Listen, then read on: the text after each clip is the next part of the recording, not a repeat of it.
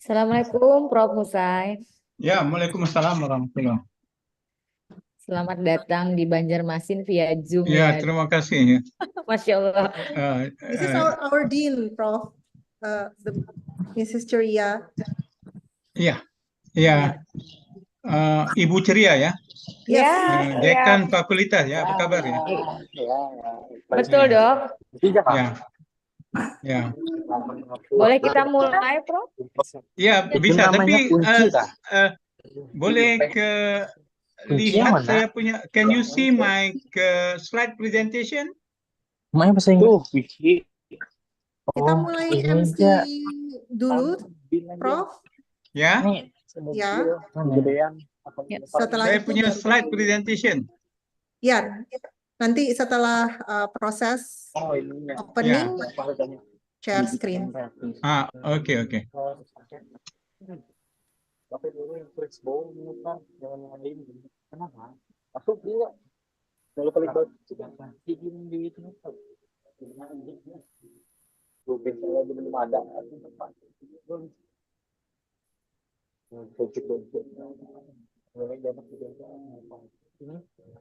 Ini pakai yang mana? Coba.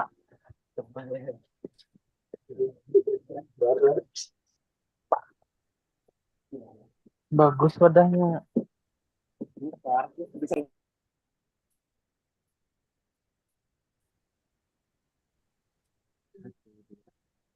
Assalamualaikum warahmatullahi wabarakatuh.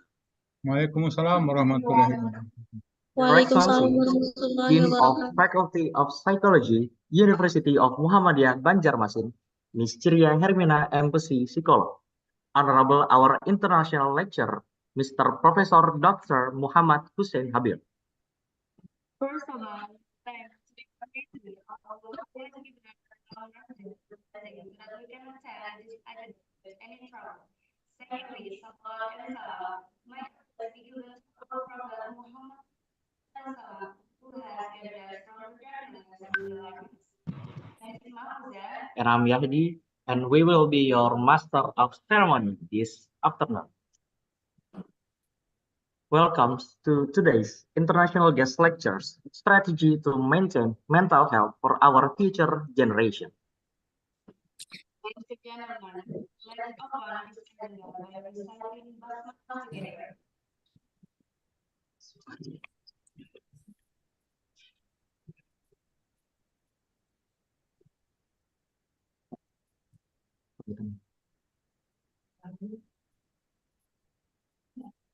The next agenda is singing Indonesia Raya Anthem Muhammadiyah and Mars Universitas Muhammadiyah Banjar.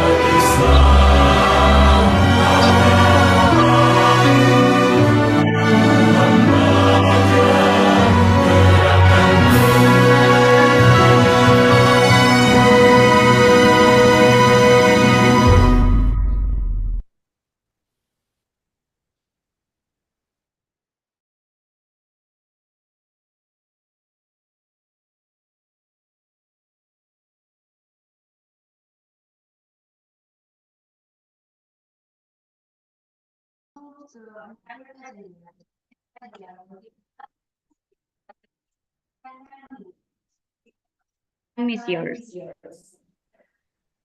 Baik, Assalamualaikum warahmatullahi wabarakatuh. Izin ya, Prof, menggunakan bahasa Indonesia. Yang kami hormati dan yang kami banggakan, Bapak Profesor Dr. Mohamad Hussain Habil, yang sehari ini menjadi narasumber kami. Yang saya hormati Bapak Ketua Prodi beserta dosen dan tenaga pendidik yang ada di Fakultas Psikologi Universitas Muhammadiyah Banjarmasin. Ibu Gea yang hari ini akan menjadi moderator. Kemudian seluruh mahasiswa, seluruh angkatan yang ada di Zoom maupun secara langsung, mahasiswa Fakultas Psikologi Universitas Muhammadiyah Banjarmasin. Salam sehat dan salam sejahtera untuk kita semua.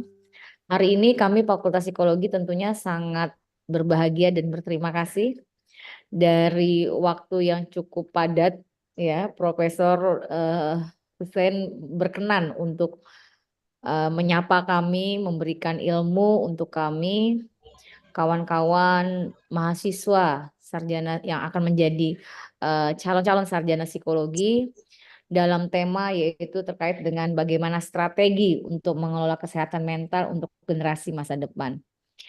Penting kiranya Prof ya bahwa saat ini kita melihat begitu penting menjaga kesehatan mental, khususnya dengan generasi yang saat ini yang betul-betul kalau di Indonesia ini fenomenanya mungkin kurang lebih sama budaya kita juga ya Prof ya di Malaysia.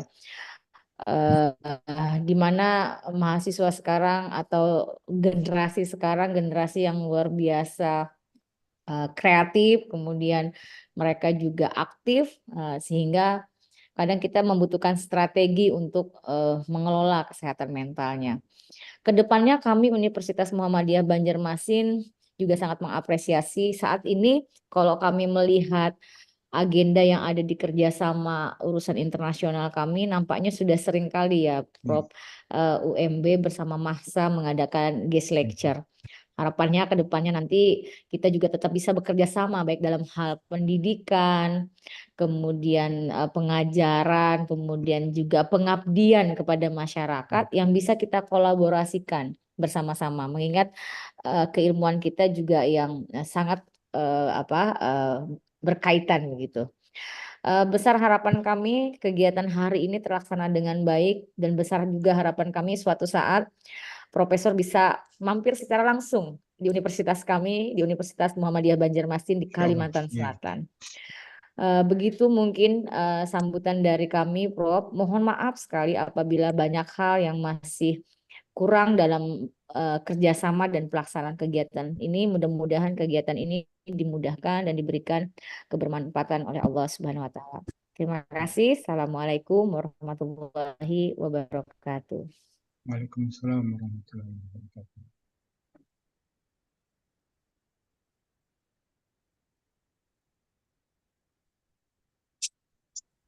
Next agenda is pray, leading by Mr. Fikri. To Mr. Fikri, time is yours.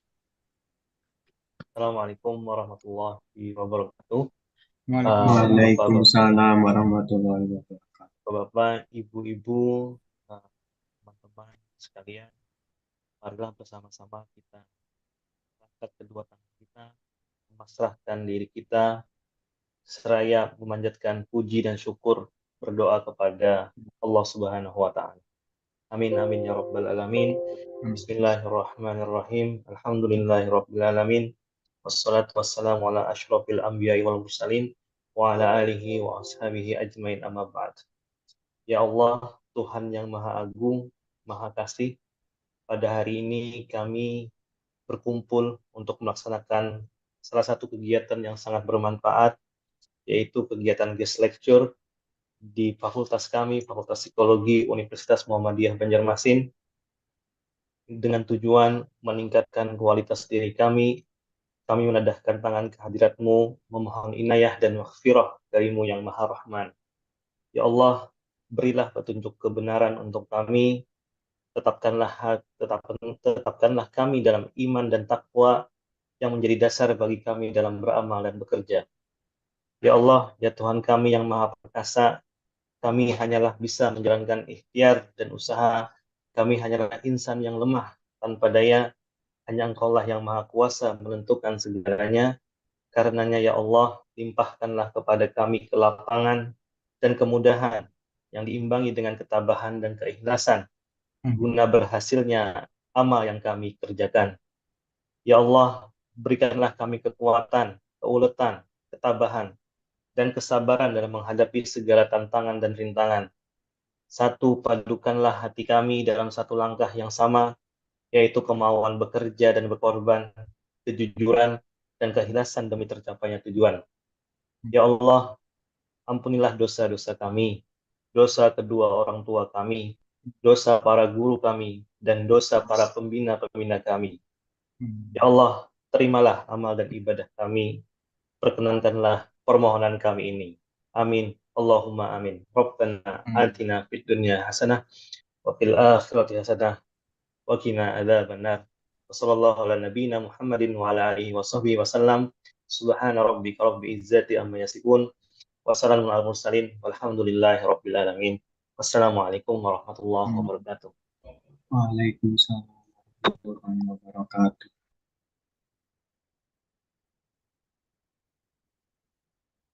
Before move to our next agenda, saya mintakan kepada seluruh mahasiswa agar dapat mengisikan absensinya yang telah diberikan dan juga dapat menyalakan kameranya. Terima kasih. Ladies and gentlemen, now we proceed to the lecture.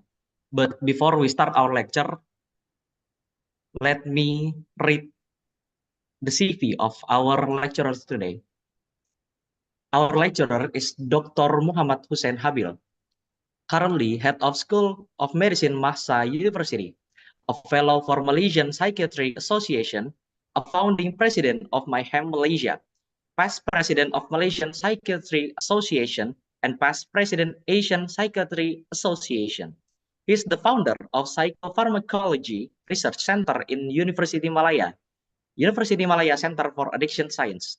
He is the first who introduced methadone maintenance treatment program in Malaysia. He is the first to organize fellowship program which involve training doctors in Malaysia, Middle East doctors, and Asian in addiction, psychiatry, or medicine.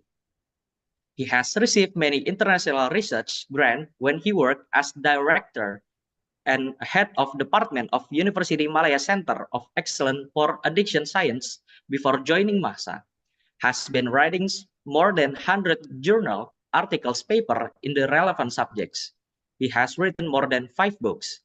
He has been active in supervising PhD and master students and as external examiners for masters and PhD.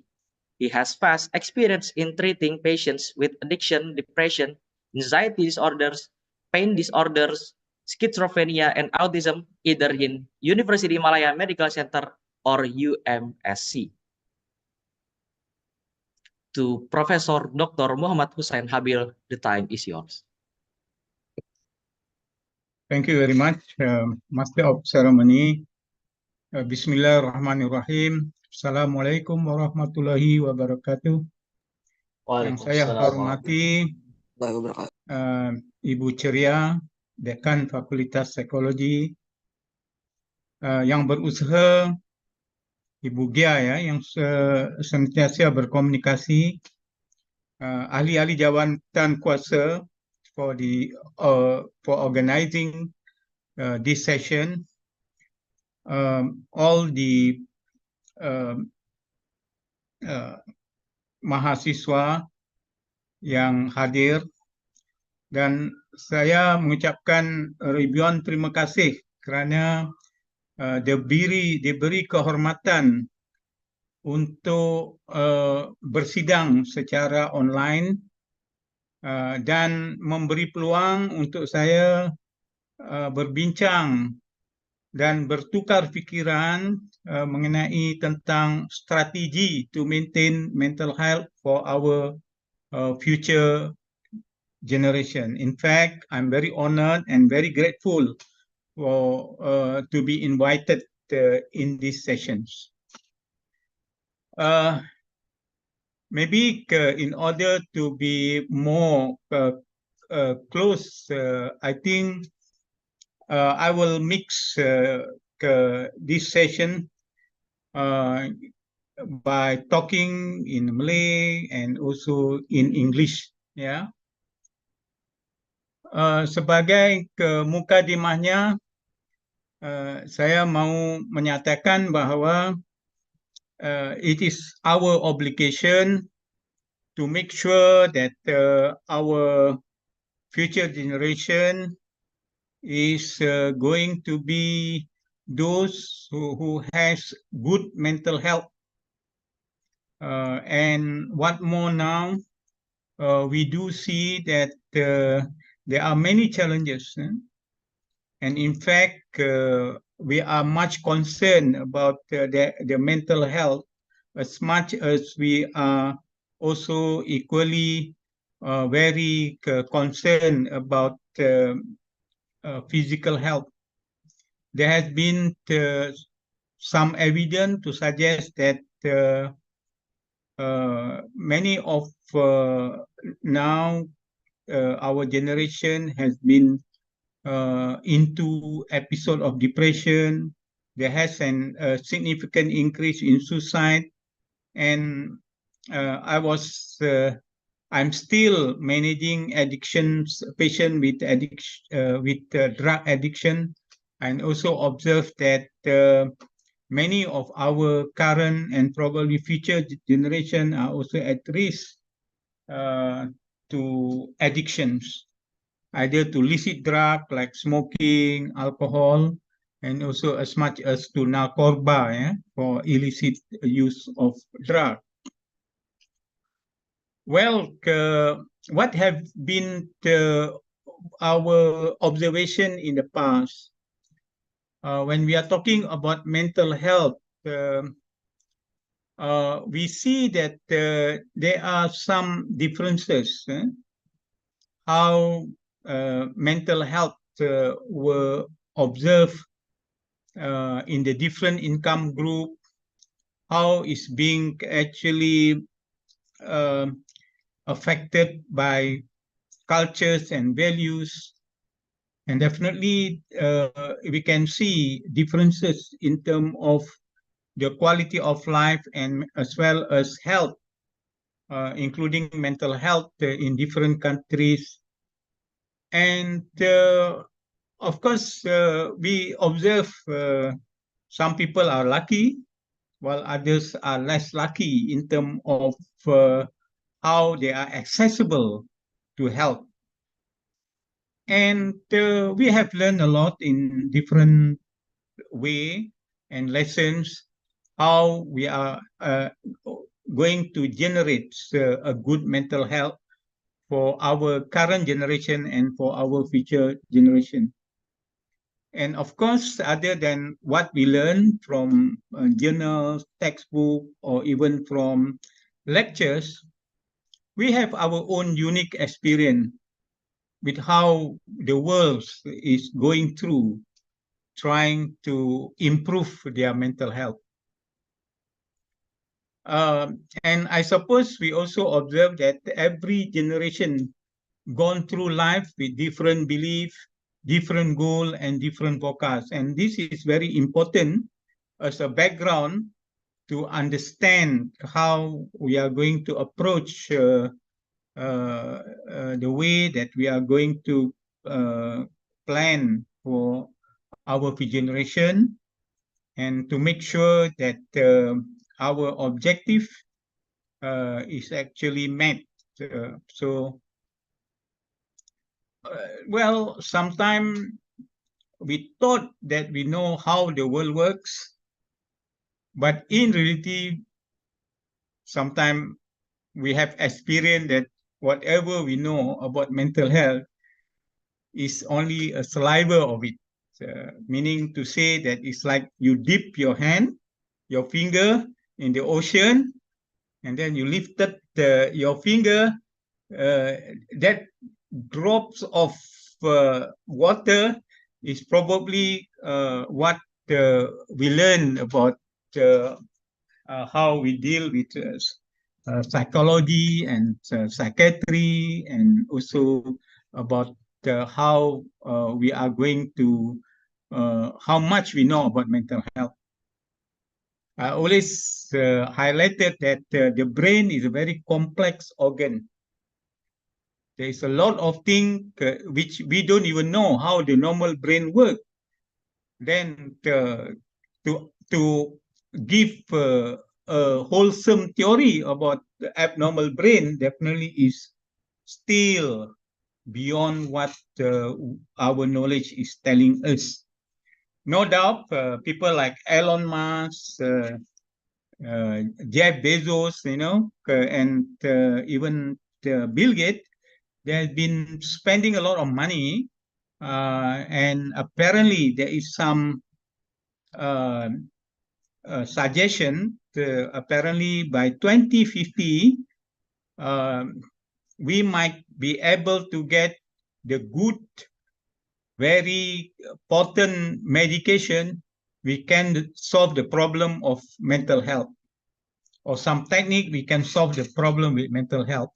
In fact, there was a postulate to suggest that maybe by 2050, psychiatrists and psychologists might not having any jobs as a result of all this new what you call medication or technology, which can actually specifically address the mental health problem. Well, it's yet to be seen, but of course, if that is what is happened, definitely, it will be benefiting a lot of those, especially patients who suffer from mental health problem. Ladies and gentlemen, as much as we learn from our textbook and also from lectures, actually, our best teacher is what we go through experience. And before we can understood whatever mental health issue which we are now dealing with. My experience is always the best teacher, yeah. Well, what are we facing now, and what is going to face by our future generation? First and foremost, I'm sure you observed that there has been a significant rise of life expectancy. We are getting old, many of us, the life expectancy has gone beyond 70-year-old. If you look at the data from Germany, apparently there are more oldies compared with those who are young adult. And this will come to us, okay? And what is going to happen is that we expect our young generation, quote unquote, to also be responsible enough to take care of the oldies. Because, when we are old, there is a lot of problem which we might encounter. And definitely, if the whole country are experiencing graying population, then who is going to take care of our industry and our economic development?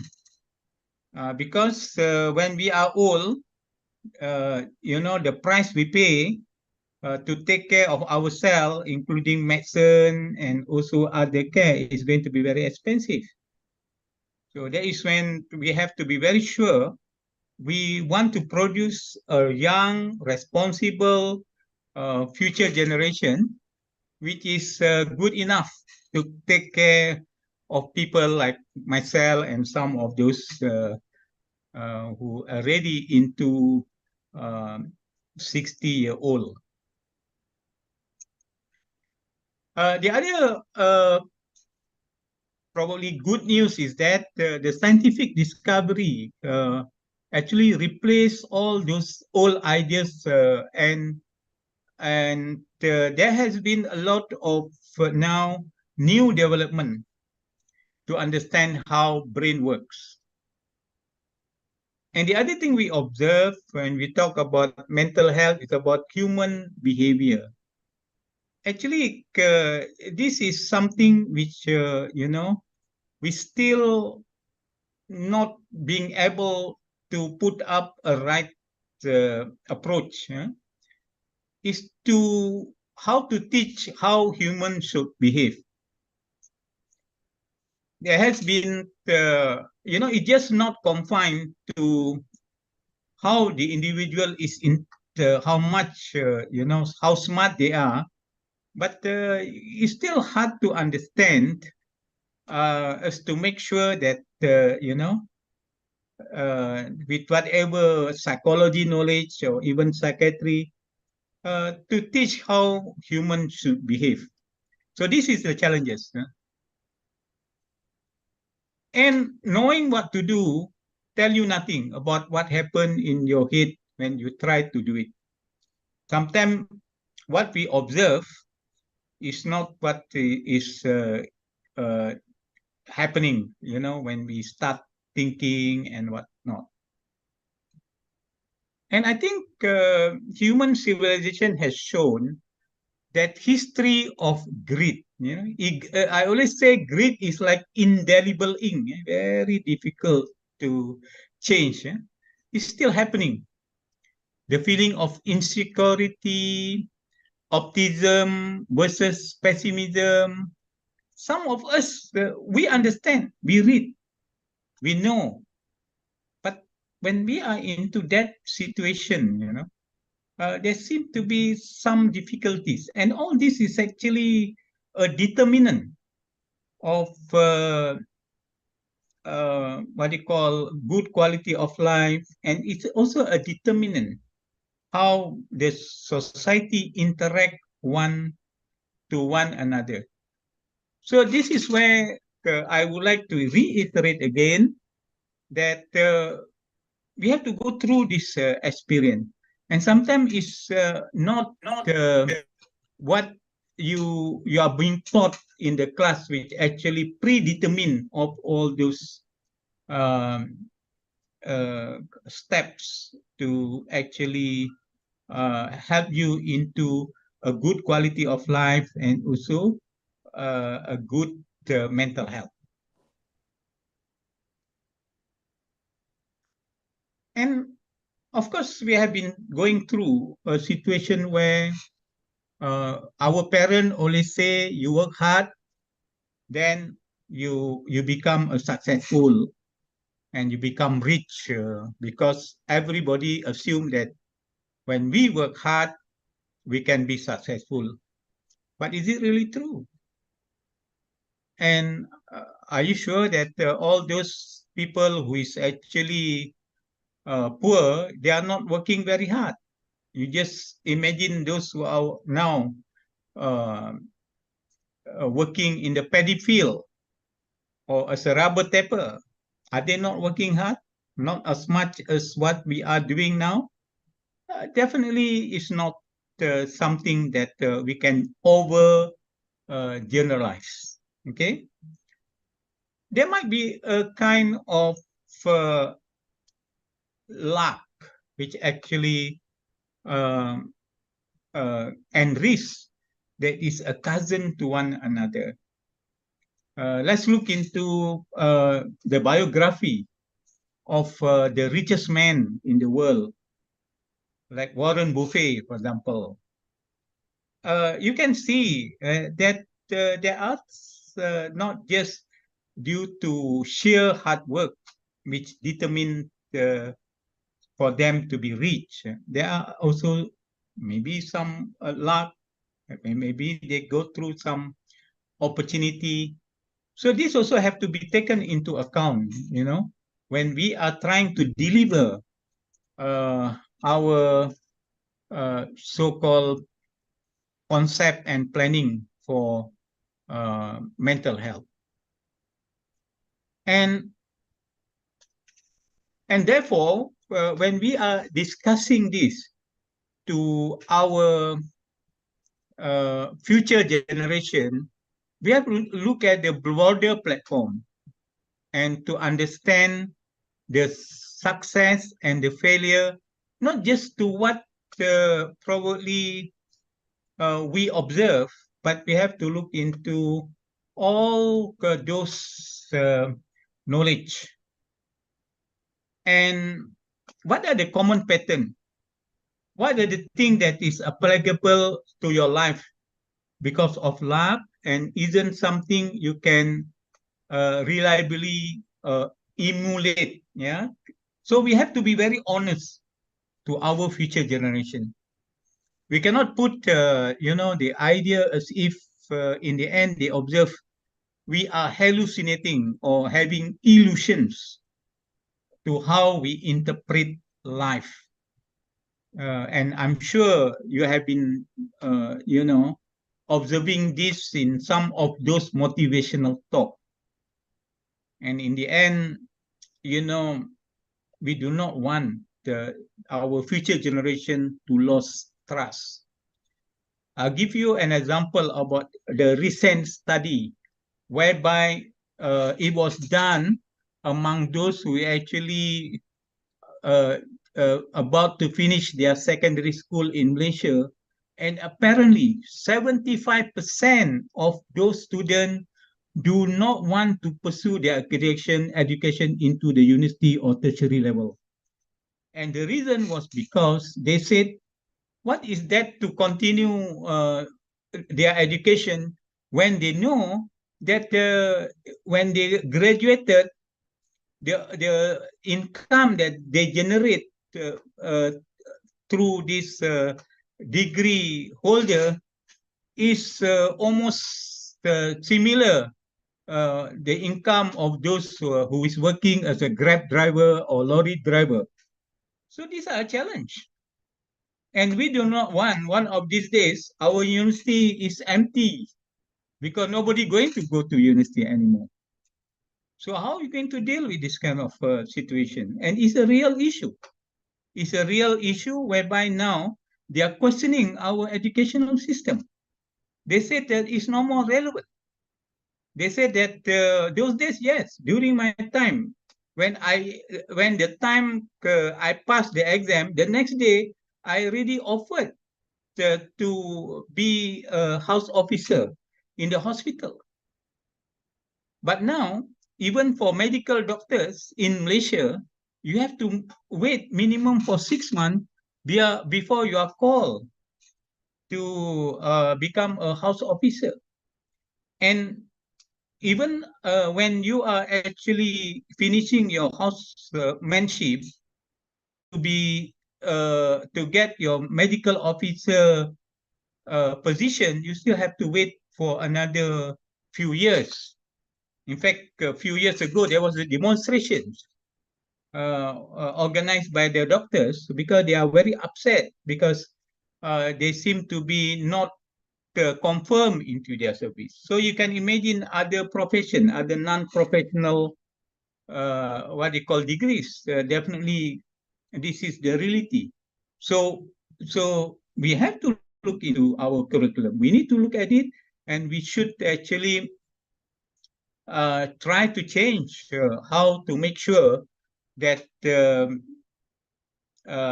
our university tertiary education is still relevant to our future generations.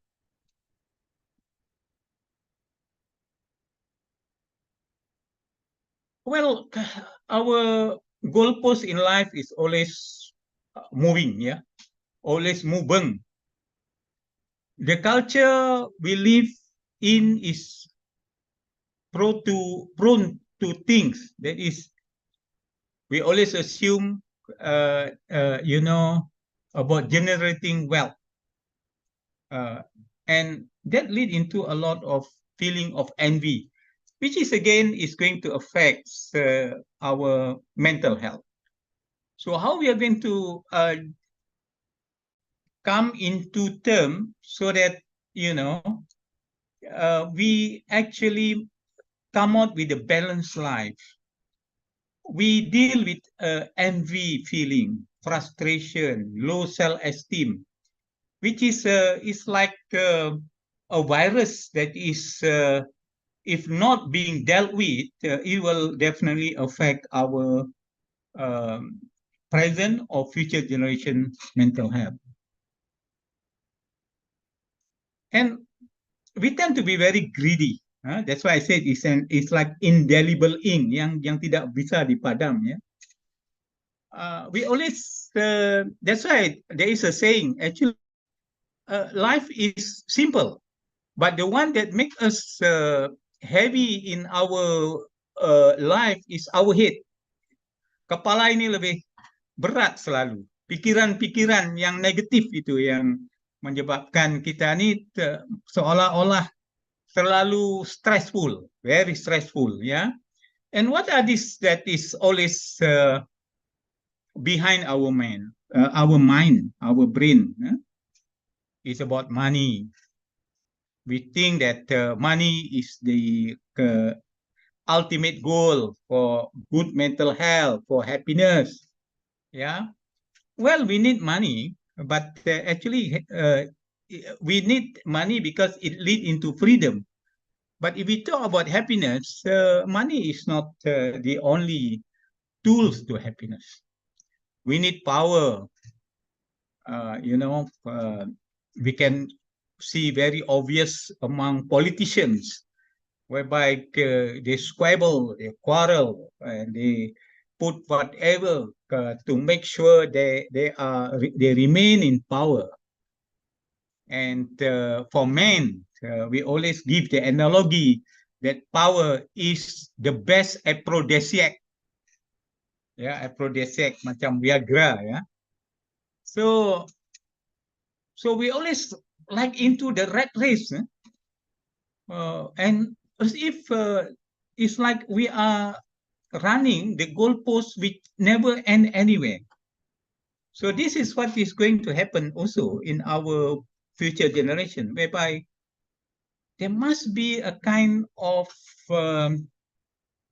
framework to tell them about how, in the end, to be grateful, and to make sure that we are not too preoccupied with all those material things.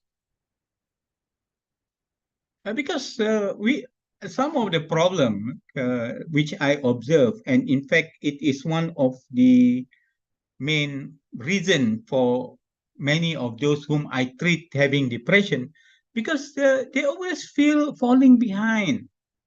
They always think they are not as good. I have one patient who is a secondary school. He already scored 90% in almost all the subject which he took, and he became depressed. He's still suicidal, and that was the time when he was referred to me. So the reason was because when he presented his result to his mother, the mother started asking, what your friend is getting. The friend, according to him, his best friend is getting 92, 93, 95. Oh, the mother said, you are stupid. You're still stupid compared to your friend. So that is how, we in our generation now are going through that. Maybe those days, we can take it very well. But our present generation, probably, maybe they are more pampered, So they seem to be not taking all this. So for them, it's a loss when the mother humiliating him of getting 90% and still considered to be not as good as compared to his friend. Okay. So low self-esteem, it developed low self-esteem, depression, and also suicide. Yeah. This is what they call tiger mother. Among the Chinese, they label it as a tiger mother. Those of you who went to Chinese school, apparently that is what was happening. They really drill them to the very last of your breath. So I suppose being grateful is the most important thing in life. there must be a goalpost somewhere which you can offer to your children or to your future generation. You must tell them life is going to be miserable if without sense of enough. So I suppose this is what we being taught in our religion. Be grateful, sentiasa bercakap Alhamdulillah. And this is what Leprosky has observed. Among things that can bring you happiness, one of the most important is gratefulness. Yeah, not having big cars, not having a lot of material gain, but gratefulness. So we have to tell our generation, our future generation, there's something that in the end, gratefulness is there for you to appreciate. Accept you might have enough, even if it is less than those around you. Sometimes we make a comparison with others. Okay, so that is always a problem when we are facing with our mental health. We should, as the religious always tell us, let's look into the less fortunate. Don't look into those who are better than us. Well, Thomas Piketty was discussing in his book about inequality in the 21st century. And from the statistic, actually, globally, you only have 1% who is very, very, very rich. Okay? And 99% are either middle class or low middle class or even poor. Actually, in this world, there are a lot more poor people than even middle class. So you have to look at it in the form of real world. Then only you become realistic in how you're going to approach, And it's not enough. It's not leaving our potential on the table. We are not talking about, okay, kita sentiasa pasrah, terima saja seadanya, tidak. But it is realizing the opposite. That is, we human oleh being what called obsessed and haunted by insatiable appetite, greed for more than push you to the point of regret. This is what we do not want. We do not want where finally you regret. Like in this case, the best example, you cannot get 90%, but you get 95%, you get 90%. We have worked so hard. It does not mean that you just don't work for it. But the problem is that some others do not understand that. They assume that it's all got to do with your laziness. Huh? And you must all the time, expect surprises in life, which can predetermine our mental health as well. It's very volatile, uncertain, ambiguous. And this is what we face now. How are we going to cope with all these changes? I just came back from Iran visiting my wife. She's a psychologist there. And I have the opportunity to discuss with my friend who is a geologist. And actually, the hottest spot in the world is situated in the Iranian desert.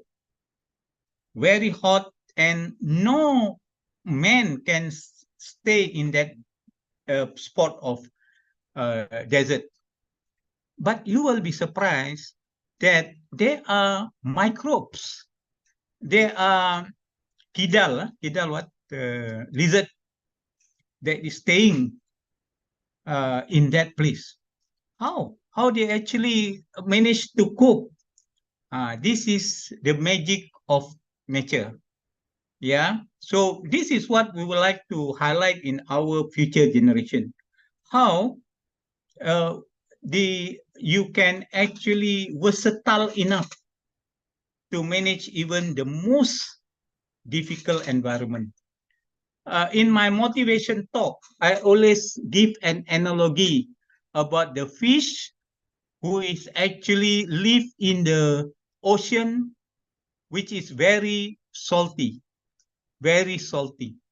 If the ocean fish cannot actually cope with the nature of the amount of saltiness in the sea or in the ocean, the fish become salted fish, and that will be eaten by us lah. When they got salted, then they died, and we eat them. So that is where we want to generate a versatile a generation that is actually coping with all the surprises. And I'm sure you're aware climate change is one of them. I was attending one sustainable development program. I was invited there as one of the panelists, and I managed to see the Bangladesh scientists in that sustainable development program. And you know, in Bangladesh, because of the climate change, there has been a lot of problem, like flooding that kill thousands of people. And on top of that, the sea water flooded their paddy field. But you know now, of late, you can see with all those innovations and the way that they cope now as a result of these scientific innovations, the number of deaths due to flood in Bangladesh is apparently as comparable to flood which is happening in London. And now they even managed to grow paddy in the contaminated paddy field that is actually already salinized or already what you call polluted by the seawater. So that is how we actually have to tell our generation, have to prepare themselves. And we are fortunate being human. You can imagine the dinosaur which disappear. Why they disappear? Because their brain is, even though their body is as big as a mega giant, but they have only the peanut-sized brain. That's why they disappear as a result of all those changes. So this is another thing which we have to tell the generation how to cope. And you know, our geopolitics is not stable. There were war here and there. So how to deal with it? Food security is another challenges. Everyone now is talking about this. You know, how to make sure that our food bank are sustainable enough to make sure that we don't hunger.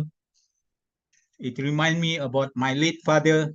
The very reason why he migrated from Jawa Timur to Malaysia is because there was a famine that time, which happened in Jawa Timur. And my father, together with some of his friends, use a small boat. You imagine? I can't imagine how these people are actually going through rough sea with just a small boat and finally landed in Malaysia. So famine is going to be at any time one of the challenges that we are going to encounter. Economic crisis is all the time in our purview. You know, we cannot. It's sometimes just come unsacrably or our surprises. And post-COVID, suddenly, you know, out of the blues, we are facing with COVID-19 and you don't know how to deal with it. Some of my psychiatrist friends from Jakarta died as a result of COVID-19. Yeah. And of course, aging population, depression, and suicide. So these are among the challenges. We should narrate this. We should tell our future generation because these are the things that is going to influence their mental health. So how to cope, how to make sure that they are versatile enough to manage. Yeah, I think another issue is how to have the best shot or strategy to stop taking risks that might harm our future generation, and to know what is invaluable. Okay, like reputation, very important to have a good reputation to maintain mental health. Freedom and independence, that is also very important to feel the sense of freedom. No one can actually live alone by themselves. That's why in UK they are actually now having loneliness minister, because a lot of people in UK apparently died of loneliness, having depression due to loneliness. So they even have a strategy how to beat loneliness. So there is a significant effect, yeah, being lonely, yeah. So how to create more networking so that we still in touch with family and friends, huh? And being loved by those who you want to be loved, very important. It's at the subconscious level, yeah. All this is at the subconscious level, and that is a food for our good mental health. And of course, happiness, very important also. So when we are looking into all this, trying to balance our personality is like barbell. You know barbell, isn't it? That is used for us to develop our muscle. So sometimes we have to be into the balance of life. Being optimistic, yes, that is another very good personal, what you call, makeup, with will bring us to happiness. But we might be a little bit of paranoid, in the sense that we must be all the time cautious, especially in terms of how we are dealing with our finances. And we must look for not only short-term gain or immediate gratification, but long-term gain, yeah. And we always must encourage our future generation to treat life problem as a challenges. Okay, and we must acknowledge them. Sometimes certain project work well, but there is a form of nature, isn't it? There was a study by the age of 2025, apparently 50% of your neurons, of your brain cell, is disappearing. So if you see, from birth until 25, your brain cell is disappearing. If you follow up, of course, you get frightened and you get worried. But there is a reality. And it's similarly, when we fail in life, it does not mean we didn't manage to actually get it in the end. So the fail itself sometimes is an experience for you to be successful. So don't be afraid of facing into failures. Either, failures in not getting married to your loved one, or failures in your study, or failures in any of the project which you did. Accept failures is part of your life. It's like when you fall, then you have to make sure that you stand up again, rather than just because of the fall, you're scared of walking again. So that is another way of trying to interpret life, and this will definitely make your generation to be more versatile in managing their mental health. And of course, we always tell them, you have to plan your life, because fail to plan is plan to fail. This is another caption which often you heard from motivation. But life is not equal. Life is not like a sheet of paper. Sometimes when you plan, you think that it's already very good, with all the Gantt chart, but in the end, you might not get what you plan. So planning is important, all right? But the most important part of your plan, every plan, is to plan on the plan if it's not going to be successful, if not going to be according to your plan. Yeah, in the spreadsheet, yeah, it look very good, but we see in life sometimes you need to have a plan C, whereby if just in case this plan is not achieved, what can you do? A lot of those whom I treat having depression, they don't have that kind of concept in their life. They think they got married, they think everything will be well and good, and without realizing, they got divorced and they become a single mother. And that's, they feel, everything is now gone into bleak future, and that's it. They do not know what else to do.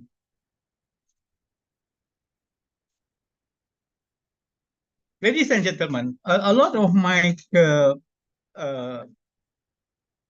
patients and also some students which I offer motivational course, they always say, Prof, what is happiness? How we can actually express or identify happiness? Well, ladies and gentlemen, happiness is a very complicated subject because everyone has different views about happiness. It's like love. How do you define love? It's difficult, isn't it? Yeah. But what is the main denominators? Apakah yang menjadi prinsip unggul, ya? Yes, the ability to do what you want. That is very important. Yeah? Can you do what you want to do for as long as you want? That is happiness. You can be ustads, you can be professor like myself, you can be psychologist. Were you into that kind of feeling or not? Another thing is that can we have a good night's sleep and tell yourself, I can do whatever I want today? Good sleep is another indication you are happy. Okay, it's not you are sleeping in the golden bed, but if you cannot sleep, that means there is something not very right about your happy ending. Yeah, having a strong sense of controlling your life, very important. Were you able to control your life, your positive feeling? Were you able to go through your life with a good quality feeling or good quality of life? And it's very important to control over your time. I've seen among the rat race syndrome is that you don't even have time to look outside how beautiful the sky is, how green is the trees around you. You go in the morning to work and then you only ended up at night. And then, that also sometimes still not what you call resolved yet. You have to bring your work into even to your dream or your nightmares. So is that what you want in your life? So if you are into that, you don't even have time to do your regular exercise. You don't even have time to enjoy your what you call food. You don't even have time to look how beautiful the sky is. That means there is something not right when you try to make yourself happy. Yeah. And very important, ladies and gentlemen, the feeling of humility, kindness, empathy, very important. If you have that feeling and you take away the feeling of greediness, actually greed, is among the denominator which make you unhappy. I already highlighted earlier. Yeah? So if that's the case, then that is very important. Ladies and gentlemen, I want to run through some theoretical concepts because it is very important also to understand that there are some other factors contributing to mental health. Yeah, it's not just only single factors. In fact, if you look here, there are a lot of things that is happening in our body, which actually can, or in our experience, this is the concept is called stress diathesis model. I'm sure a lot of our psychologists colleague here and also mahasiswa di sini perlu memahami stress diathesis model. Sebabnya di sini ya, kerana dalam model ini kita memenuhi bahawa konsep kehidupan dan mental health ini juga ada pergantungan ya dengan past experience macam stres, macam physical abuse, emotional abuse, dan kita punya genetik. Ya, kita punya genetik dan juga di situ the combination of genetics plus environmental factors and how we are being brought up is actually have a lot of effect to our immune system, to our logical and neurochemical balances in the brain. And sometimes as a result of this combination, that can be also a source of problem to our mental health, and also for us to be most at risk than others to develop psychiatric disorder. So we should understand this, the multifactoriality of how sometimes, it might influence mental health, including happiness and whatnot. Yeah, let's look into the strategy now, how to we strategize ourselves, to manage all those future challenges which I've already mentioned earlier. Well, now we have AI, we have, big data to analyze and to understand better about what approach is best. And we should capitalize into our new technology, including social media. I've been seeing some of my psychiatrists from Indonesia are very actively involved in the TikTok. Yeah, they come out with all those idea and suggestion how to overcome depression, how to overcome anxiety, how to manage and cope with daily stresses and whatnot. I think this is something that is very good, because if you look into the current studies, among the most popular social media, especially in Asia, is TikTok, rather than even Facebook or what do you call Instagram or whatnot. So we should capitalize, and every one of us can actually come out with a very short messages, and that has been watched by many of our especially new generations. It is very important that we should actually strategize to improve skill development. As I did mention to you just now, our university has to look at reviewing or mereformasikan pendidikan supaya lebih kepada skill development rather just into the what was used to be inculcating the theoretical curriculum. And our future generations will be prepared and encourage them to be more innovative, to get start up early. Okay, going back to Warren Buffett, the richest man in the world. Actually, after reading his book, in fact, it's not so much of luck which brought him into the best investor. While in actual time, Warren Buffett started very early. When he was 13-year old, he already involved in this business.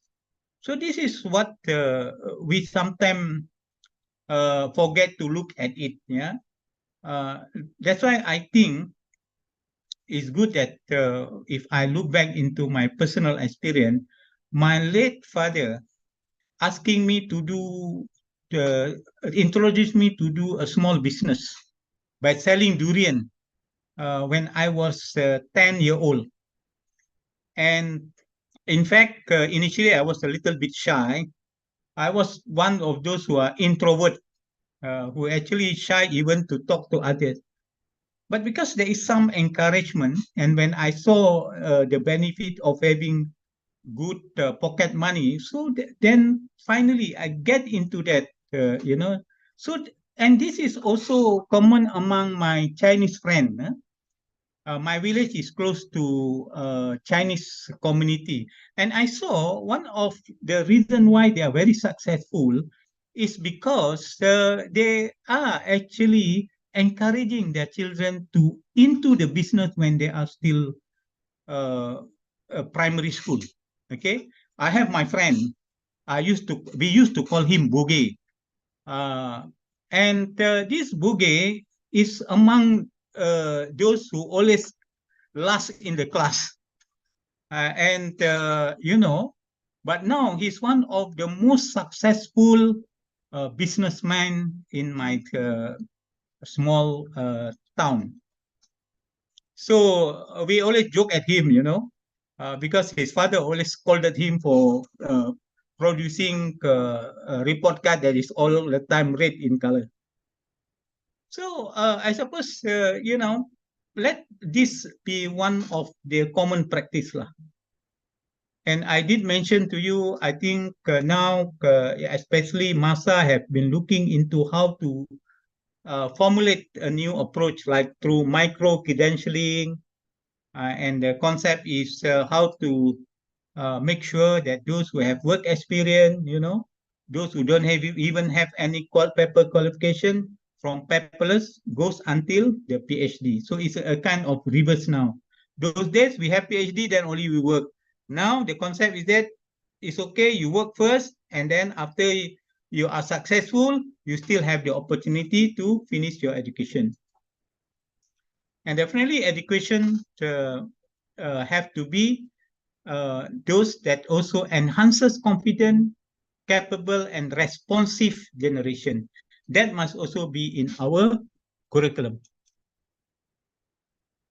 I think we have to also develop a generation with multiple intelligence.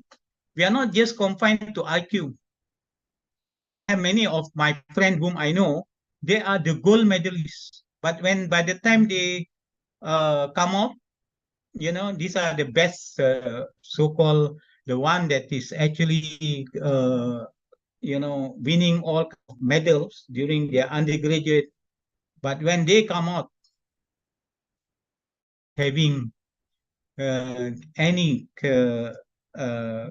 good success story as compared to the mediocre.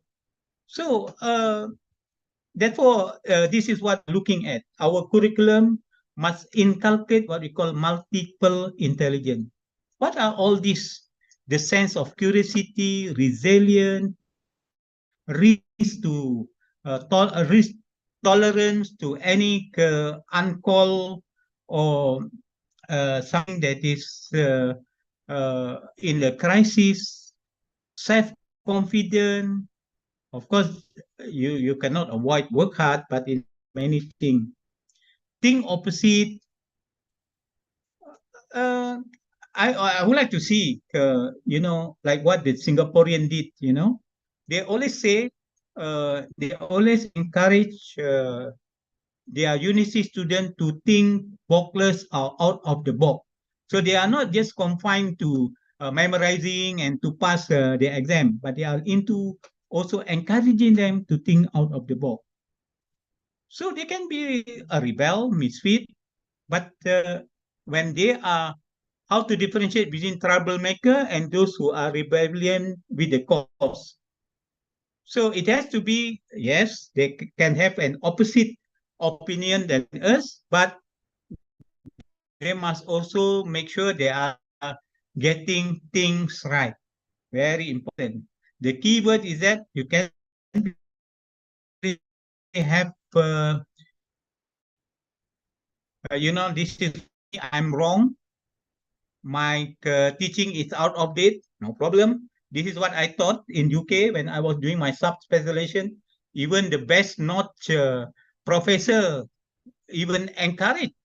In fact, I'm not upset when one of the undergraduate telling him, Prof, your concept is out of date. I don't know how much it can be done. Courage. Being a scientist should not be like politician. To be scientist, you will celebrate if somebody tell you you are not right. Okay, but politician, of course, they will bring the last blood they have if somebody telling that they are wrong. But we are scientists, isn't it? Ladies and gentlemen, I would like to also highlight here, sometimes being Asian, either as academician, we always look into gold medalists. Actually, it's a fallacy versus career excellence. I have many friends who failed many times. I was a graduate of UM. You won't be surprised that our colleague undergraduate fail more than 3 times because it's very difficult to pass in as a doctor in Unity Malaya. I've seen many of them becoming very excellent. They're excellent doctors. You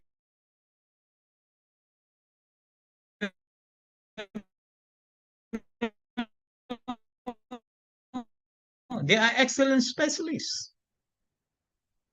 So, academic evidence is not a strong predictor of career excellence.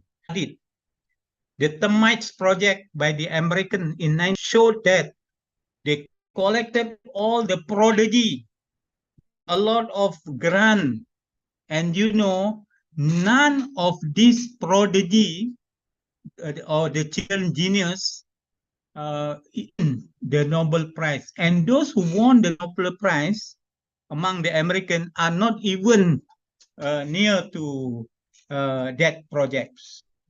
And you can observe Einstein was thrown out from the class. Okay, Bill Gates was never complete tertiary education. But what I would like to highlight here is that in order to achieve a good mental health among your children and future generation, please, you must tell it them and not to feel that everybody should be excellent, which is a policy. Because academic grade rarely assess quality like creativity and leadership. You can see many of our politicians, except Pak Anies lah, yang profesor kan.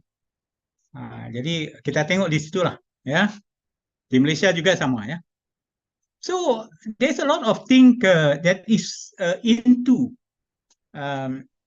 what you call multiple intelligence, creativity, leadership, teamwork skill, social, emotional intelligence, and political intelligence. Yeah. And there is an academic joke among our fellow academicians. The A student get hired to teach in universities. We become lecturer and professor. And the B student get relatively good job. And the student who fail, like my friend Buge, now he is hiring 20 PhD qualified employees. as his managers, IQ, SAT, and all that. But there was enough evidence to show that it is an unreliable predictor to care. And very sad to say, a lot of us sometimes overlook this. Most teachers do not appreciate creativity. I remember Buge is always put last in the room. You know, the teacher don't miss. Because every time the teacher asks him, he start shaking his head. Teacher, I don't know lah. So the teacher said, okay lah, I put you last in the class. I don't want to see you lah. You are a nuisance to us or something. So in front, and he actually stay with the rest of those who considered can't even answer a simple question. So we have to change this. We have to change our perception in order to generate more new generation has mental health, because most of our life is as a student, right? Either primary, secondary, even tertiary. Yeah, so that is the best place to generate a good mental health.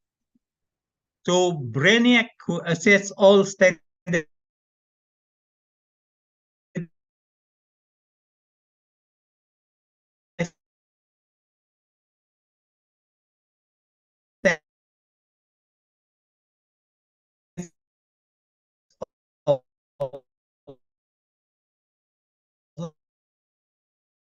bulu yang begitu buruk, bila dia grow, dia jadi beautiful butterfly. Kita tidak berpikir ya, ini semua kekuasaan Allah Subhanahu Wa Taala ya. Tapi inilah realiti dalam kehidupan. Jadi tidak semestinya ya, anak-anak yang keciciran, yang tidak begitu maksudnya into the academic interest itu, akhirnya dia jadi ke mereka yang gagal, tidak semestinya. Jadi persepsi itu pun perlu kita ubah ya, supaya ini akan membina lebih ramai lagi yang gagal ketika primary atau secondary school nantinya berjaya. Bagaimana kita mau justify itu yang perlu kita utarakan dalam kita punya academic reformasi, ya, reformation of our academic. So take home message lah, we ask our iman ya, what generation do we need to see? We need of change, who offered us a choice between creative new ideas and practical old ones. Yeah, but of course with wisdom. What is the difference between brilliant ideas and wisdom? Brilliant ideas dia tidak sampai ke mana-mana. Tetapi kalau kita guna wisdom, maknanya kita punya generation itu boleh predict what is going even to happen 30 years from now. Jadi itu yang kita mau utarakan ya.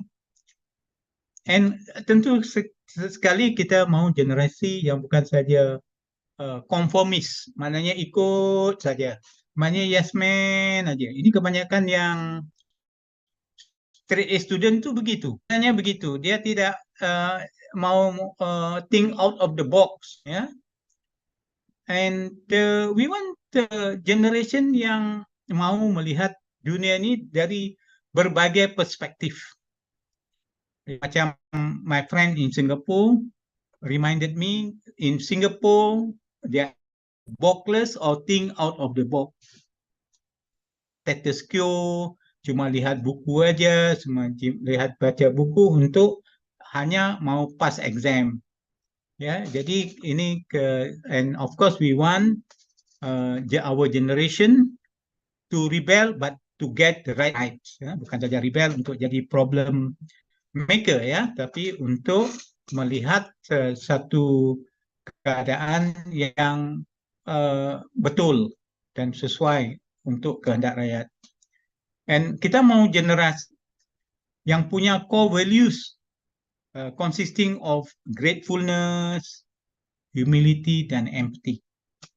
Ini kita perlu mau lihat itu kerana bukan saja nanti akan menjurus kepada generasi yang punya mental health yang baik, tetapi oleh kerana mental health yang baik itu, maka nantinya dia boleh memberi keselesaan untuk generasi tua ini mendapat manfaat darinya. So, ladies and gentlemen, that's all that I want to highlight. Thank you very much for your kind attentions. And back to our ladies and gentlemen, who is our master of ceremony. Thank you. Thank you so much, Professor, for your lecture and your very extraordinary explanation. So we're going to the next agenda is Q&A. Baik, kita buka sesi pertanyaan bagi yang ingin bertanya secara langsung dengan menggunakan mic dan on cam, boleh mengaktifkan fitur raise hand. Wah, ini sudah ada. Kepada Kak Nina Fitriana, silakan. Okay, thank you very much for Master of Ceremony. Assalamualaikum, Profesor. Waalaikumsalam warahmatullahi. Okay, let's introduce myself. My name is Nina Fitriana. Our question, the question is, how do we stay mentally healthy when we are in a toxic environment? But this situation, we cannot avoid that environment because there is any responsibility on our party. And our part, not party. That's the question is. Sorry, Prof. Ya, ya ke Nina ya, kita sentiasa dalam toxic environment sebenarnya ya. Sama aja di tempat kerja, bila kita berkomunikasi dengan rakan-rakan juga ada yang rakan-rakan yang toksik ya. Sebabnya kadang-kadang life itu simple, tapi yang menyebabkan life itu jadi stressful adalah kebanyakannya disebabkan oleh isu yang berkaitan dengan interpersonal relationship, dengan kawan, dengan family ya. Jadi berbalik kepada beberapa kaedah yang disarankan, di mana kita tidak boleh mengubah tingkah laku rakan-rakan kita ya. We cannot teach how to behave, how our friend should behave. Jadi di situ kita perlukan satu kaedah. Oleh kerana kita tahu mereka ini toksik, maka kita kena lihat bagaimana supaya masih lagi berkomunikasi, tetapi dalam keadaan di mana kita tidak terlalu sensitif, ya, terlalu sensitif, terlalu preoccupied or obsessed tentang keadaan. Dan tentunya kalau kita rasa yang itu juga tidak begitu berkesan, maka ya carilah aja kawan-kawan yang lebih maknanya lebih ke kompromi dan juga lebih bertanggung jawab. Sebab tanggung jawab interpersonal relationship ni kena ada two ways ya, bukan saja one way. Dan there is a book by the Japanese author, and this book is called, he is a philosopher lah. The title of the book is Courage to be Disliked, ya, Courage to be Disliked. Nah, itu juga mustahak itu. Sebagai panduan hidup ni kadang-kadang kita terlalu obses. Saya ingat kita perlu disanjung, disukai dan sebagainya, tapi realitinya tidak begitu. Dengan keluarga juga Kadang-kadang konfliknya ialah karena bukan semua keluarga suka ke kita, ya, courage to be disliked, ya.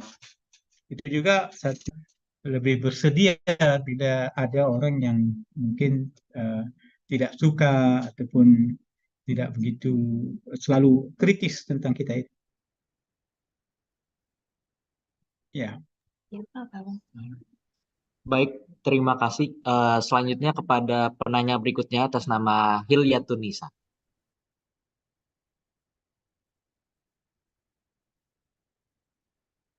Okay, thank you to Mr. Sramani. Yeah. I want to ask you about bullying. Yes. As we know nowadays that many people bullying via media social. Yes. Is there a solution or is there a way to reduce the real time of bullying of social media from you, Prof? So we know that social media has very wide reach. How to we read realm that? Yeah. Oh, nowadays social bullying is one of the problem that was even happening in Malaysia. And a few years ago, there was even suicide case as a result of Facebook bullying, which apparently happened in Sarawak. Yeah, and even among my students, there was cases whereby it was brought even to disciplinary board because of social media bullying. Not only bullying, but also threatening. Stalking. Yeah, there's another one called social media stalking. And that is the reason in Malaysia now the government has put up a very put up a law prohibiting, and in fact is a crime to use social media to bully others. So I think this is very good because at least that will be a deterrent for those who think of bullying others in the social media. And there has been few being charged because they involved in what they call social bullying. And the offense can go even maximum 3 years imprisonment. So that is very important, but I'm sure you are a psychologist, yeah? And I think another very important thing is to give information, especially among school children, about the effect of bullying. Because I also saw in my practice, there are those students who were bullied and they were going into depressions and anxiety, and as a result of that, it affecting their educational performance. And without knowing how to actually get help, they don't even tell the family. So I suppose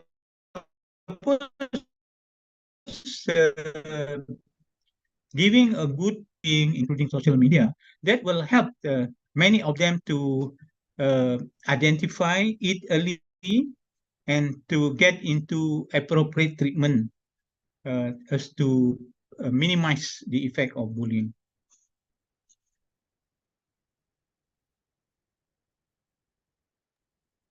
Alright, thank you. Next kita ke Pak Denny. Pak Denny, silakan. Oke, terima kasih, MC. Good afternoon, Honorable and educated Professor Dr. Mohamad Hussain, Habil. Introduce, my name is Denny Palepi, and I am one of the class students of the employees at the Psychology Faculty of the University of Muhammadiyah Banjarmasin. And allow me to ask about the mental health. Is there any specific advice or recommendation you can give to teachers to help strengthen the mental health of future generations, and how important is a holistic approach in the mental health of future generation. Thank you, and please clarify my question. Thank you, Pak Denny. Tentu sekali bila kita melihat future generation, banyak peranan guru, teachers play. In fact, they are our resource person to mental health for our future generation. But of course, they need to go through training, and I'm sure,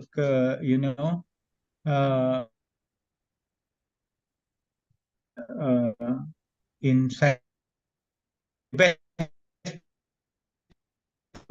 person to actually come on. There's been understand the mental health issue in among school children. We are just scratching the surface, or we are just looking at the tip of the iceberg. There are more hidden problem among students who is going through abnormal mental health. And in fact, there has been a lot of attempt now how with schools, primary as well as secondary school, and even universities, to make sure that they are in the know how to deal with mental health issues in either university or in school. The other question you suggest is how. Sorry, I didn't get the second question, Pak Denny. Second question. Sorry. Okay. How important is a holistic approach in the mental health of the future generation?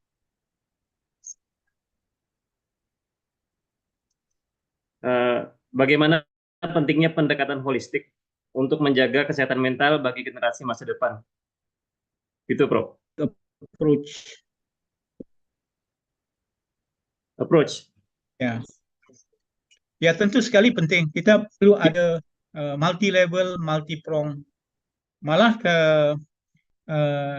istri saya, yang juga psikologis, clinical psychologist saya, sebenarnya berkecimpung dalam usaha untuk menerapkan psychosocial intervention, including takwa, rating scale, brief religious intervention, digunakan sebagai salah satu beri faedah kesanan untuk program yang berkaitan dengan mental health.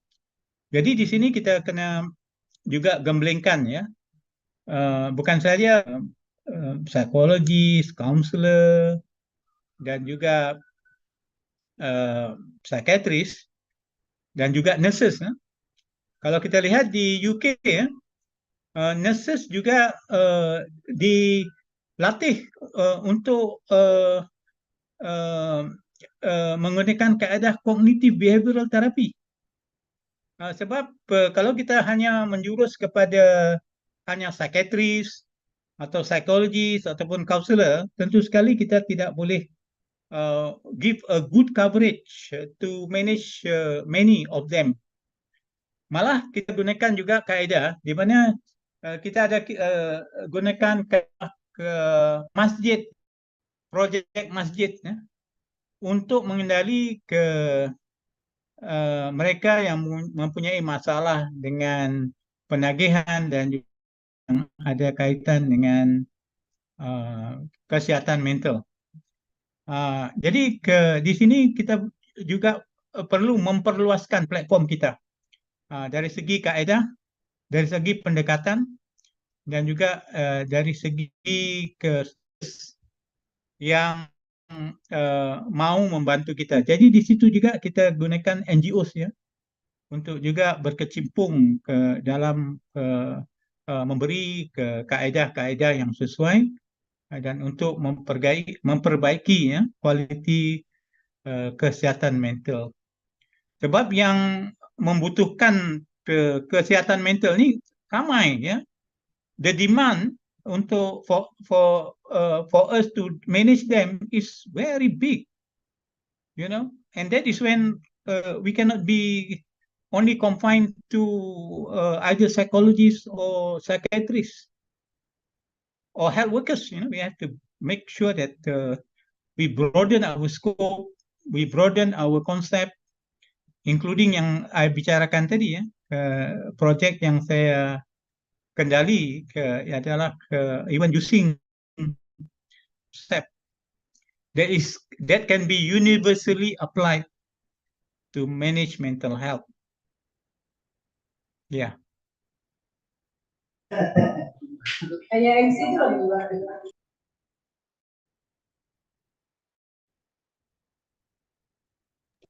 Oke, next dipersilakan kepada Kak Alvina.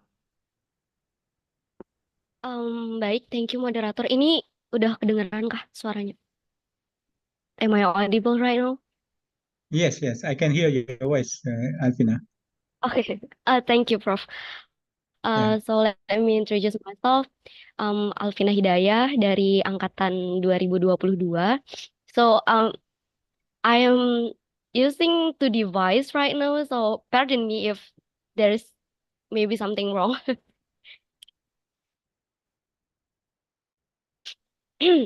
We already know that our life expectation is Cek really untuk Kak rising Alvina, right now. apakah boleh diulang soalnya kayaknya masih ter-unmute di tempat Kak Alvina. Yeah, your voice is breaking, Alvina. Oh yeah, oh sorry. Am I audible right now? Alvina boleh dicoba lagi mungkin dinyala coba lagi. matikan mic-nya. Soalnya ini simbolnya masih mati. Tenggelam timbul ya. Suaranya terdengar di sini. Ya.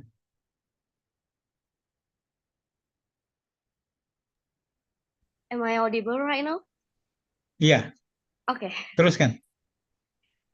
Thank you so much. Sorry for the problem. So we already know that our life expectation is really rising right now. And as a Gen Z or someone that people call as young generation, I admit that living in this generation is very, very hard because we are not just surviving for our generation, but also save the old generation. That's why Gen Z also call us sandwich generation, right? Yes.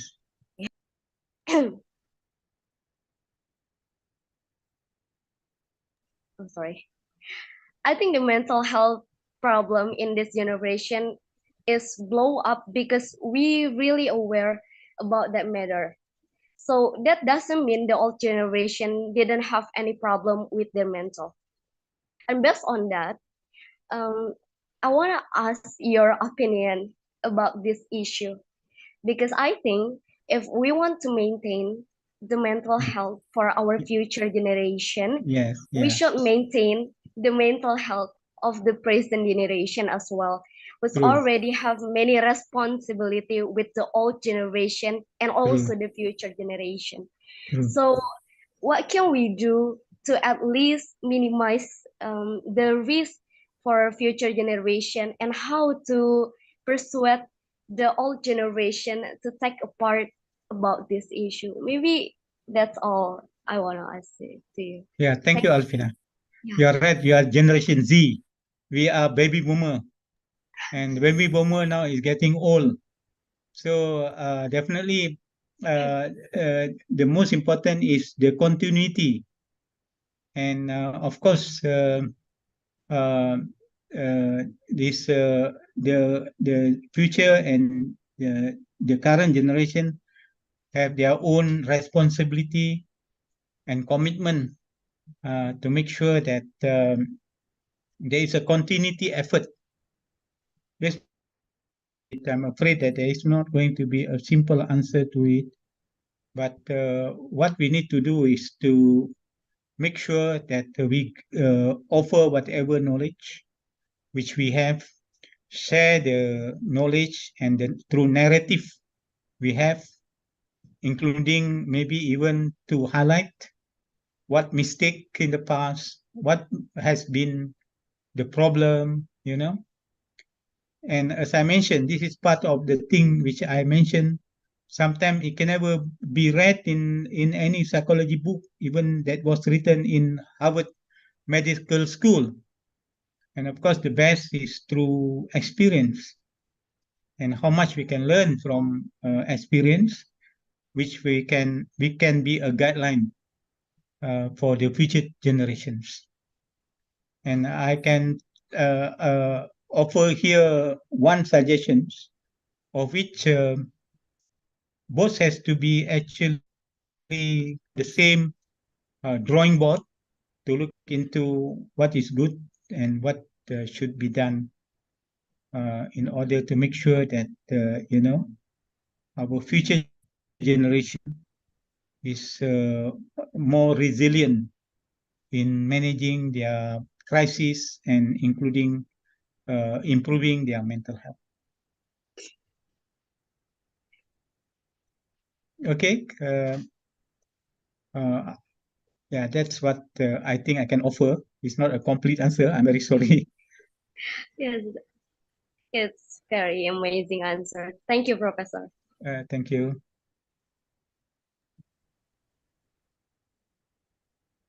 Okay, because the time is up, I close for Q&A session.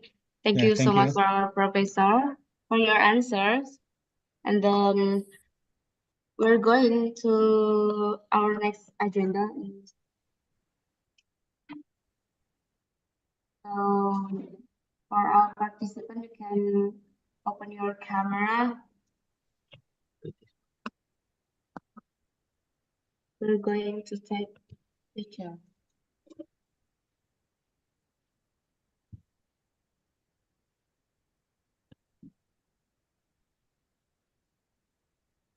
Ini belum on cam semuanya.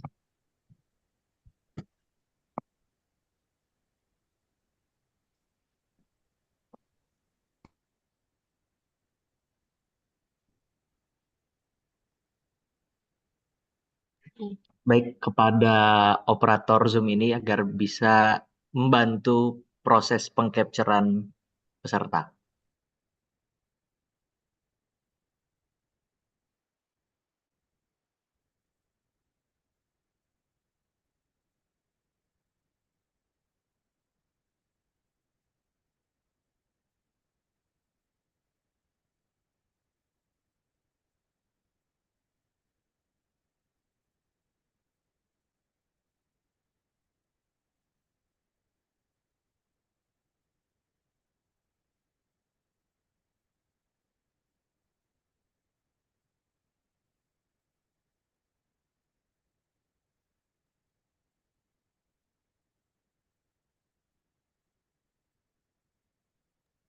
Baik, slide 1, siap-siap 1, 2, 3. Oke, next. Slide 2, 1, 2, 3.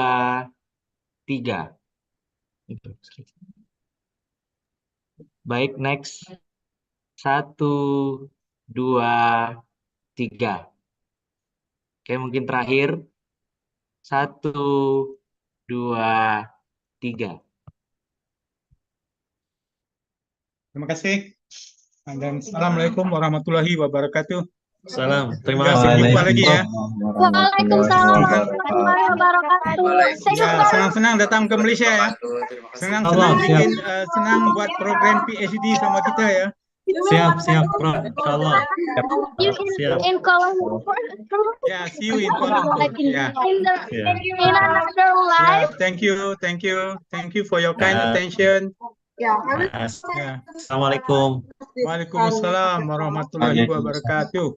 Waalaikumsalam, Prof. Thank you very Ya, much. oke, terima See you. kasih. Ya, oke, thank you.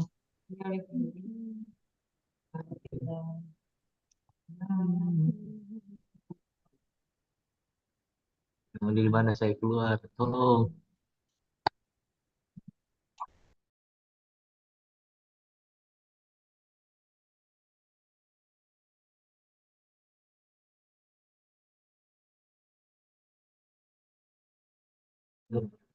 Ya, terima kasih teman-teman. Teman-teman, Bapak Ibu dari semua kelas, thank you ya. Jangan lupa absen ya. Sampai jumpa hari Sabtu ya di Milad kita ya. Salam kenal guys, teman-teman, ibu-ibu. Oke. Jangan lupa absen. Terima kasih.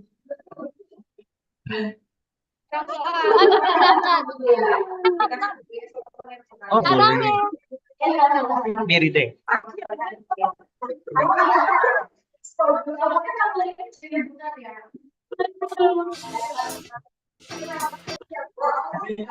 Mana ada?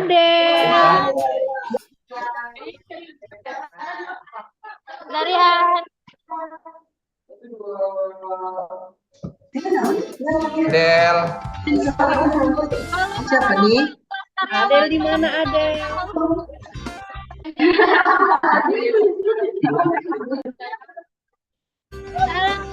Ada Adel. Halo Kakak Cahya Kusuma, Kakak Cahya. Halo Kak Cahya.